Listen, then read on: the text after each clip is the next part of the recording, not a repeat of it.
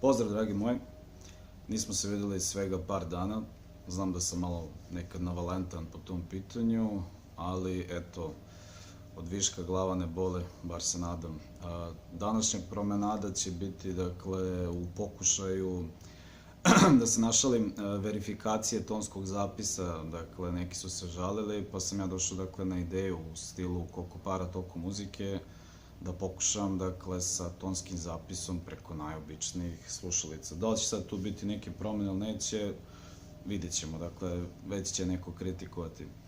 Elem, današnja tema je veoma zanimljiva, ja ću se truditi da budem što kraći.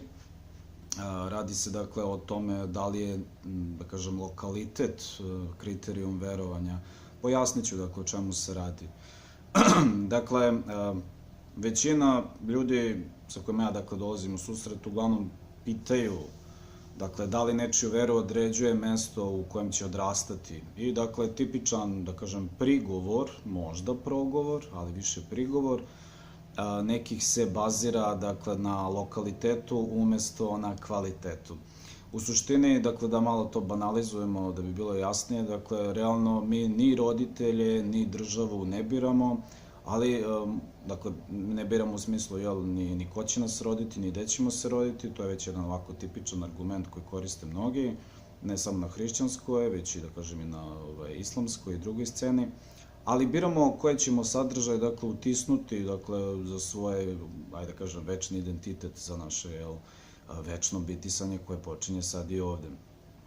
Sad, slična indoktrinacija se može postaviti i unutar naše, da kažem, hrišćanske sredine, jer mnogi su samo naučeni da budu hrišćani, a da, recimo, to uopšte ne dovode u pitanje. Dakle, tradicionalizam, a ne egzistencijalizam, vodi zapravo glavnu reč. Jedan od mogućih odgovora je da svako pod nebom ima pravo da se zapita da li je njegova religija, da kažemo, merodavna, objektivna, istinita.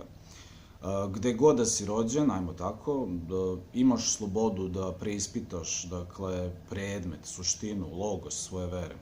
Statična pozicija uglavnom pripada inferiornim ili indiferentnim ljudima koji veru i ne doživljavaju kao izazov svog postojanja. Sumnja, tako kao mogućnost upoznavanja Boga, ostaje sahranjena, a stvaralaštvo obespravljeno. Dakle, nije svaka sumnja loša, ljudi, ajmo i to nekako da podvučemo. Možemo da kažemo, dokle god sumnjaš, da se na neki način i razvijaš. Sumnje su, dakle, mogu biti dobre, ne moraju da su uvek temelje na nekom negativnom, jel, nekoj negativnoj uzročnosti. Druga je problematika, ali ništa manje zahtevna i bitna i bolna. Koliko neke religije, dakle, da ne bude da se sad samo ograničavamo na hrišćansko polje, koliko neke religije uopšte dozvoljavaju da se o njima samima diskutuje, čak i od strane, da kažem, njenih pristalica. Takvu klimu, na primer, zatičemo u nekim, nažalost, uskoumnim ili ekstremnim sredinama, gde slepa poslušnost, koja se često graniči sa religioznim fanatizmom, postaje jedino određenje čoveka sa njegovim uvek istim, pa ajmo tako da kažemo, groteskno, naivnim percipiranjem nekih rajskih naselja, dok, recimo, identitet Božji, ko on jeste, ostaje doslovno na margini uverenja same vere. Dakle, ovde treba da podvučemo još jednu bitnu stvar. Sadističke percepcije Boga, nekog Boga osvetnika, neminovno otvaraju prostor da se i drugi sadistički u ime takvog Boga muči, tlači, ponižava. Dakle, mislim da je ovo krucijalno da osvestimo i podvučemo. Sa druge strane, Bog opet, i to moramo da ipak nekako sa dozom, naravno, i koliko poverenja, toliko i obazrivosti, ipak da istaknemo da Bog ne odbacuje druge religije, nego ih prihvata kao takve, jer možda nisu imale, ajde da kažemo, mogućnost otkrovenja, ili ako su imale, možda jednostavno nisu se pronašle u takvom jednom, da kažem, svetoj dimenziji.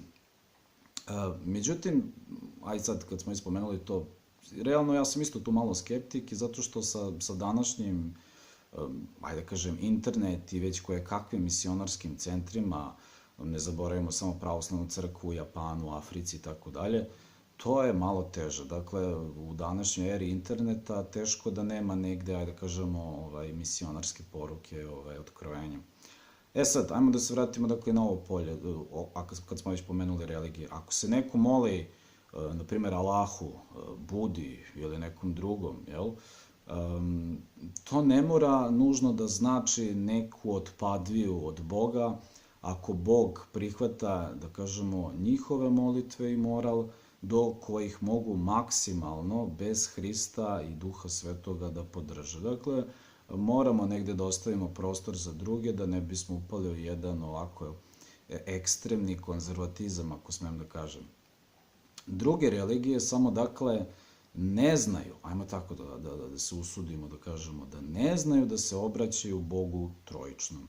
Ne treba takođe zaboraviti koliko se samo hrišćanskih umotvorina može pronaći u drugim da kažem, hrišćanskim i post-hrišćanskim religijama, što samo pokazuje koliko su ljudi ostali verni svom bogotraganju.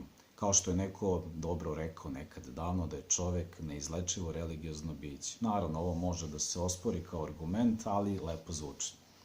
Dakle, i ovde se već završavamo.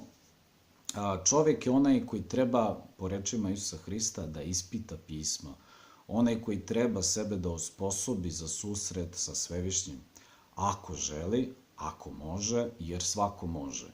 I nije bitno da li čovek na taj bogotražiteljski put kreće sa stanovišta ateiste, agnostika, gnostika, nekih ličnih frustracija i psihoza i tako dalje, već koliko pokazuje prijemčivost da se otvori za sadržaj koji ne dolazi nužno iz njegovog subjektivnog sveta.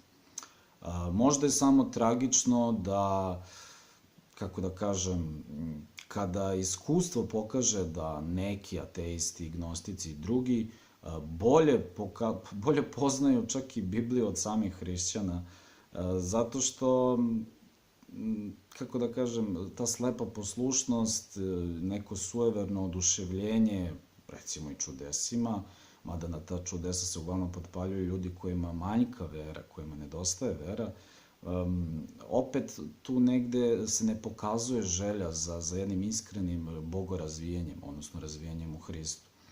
Ali još tragičnija pozicija je da oni koji poznaju silu Svetog pisma nemaju sile u sebi da poveruju. Opet se dakle pokazuje da primat vere nije na strani slova, već na strani duha. A duh, kao što je pisano, ne zna za granice, za lokalitet, da kažemo, tako da, kao što opet pozivam se na pismo, kaže svako ko kuca naći će. Dakle, treba samo da se pokaže jedna postojanost i upornost. I svako, dakle, time nije ograničen sredinom u kojoj uzrasta da bi se opredelio za jedino istinitog. Ali da li će naći ono što traži i da li će okrenuti okolinu protiv sebe time što je za dobrim, u ovom slučaju sa velikim D, pošao, individualno je, jer nijedna sredina i nijedan čovek nije isti na tom putu bogotraženja. Dakle, poentiranje za danas je da prostor, ajde kažem svet u koji smo bačeni, maltene kao među pirane, nije nužno, nije nužno, dakle, baziran na tome da nas on određuje koje ćemo vere biti. Problem je samo, dakle, da li ćemo doći do jedino suštog, koji se, dakle, kao takvim identifikuje, prepoznaje, sa kojim se poistovećujemo, i da li ćemo na tom iskrenom putu bogotražitelja, dakle, imati eventualno neki linč, problem, jel, čak su i religiozni fanatici neumorni da potpaljuju lomače u 21. veku, ali to je možda jedini ovako suštinski neki rezime. Eto, toliko za danas. Hvala vam što ste odvojili ovih skoro 10 minuta za blog Upodobljavanje, moja malenkost, i javite mi da li ste zadovoljni tonskim zapisom. Svako dobro, prijetno.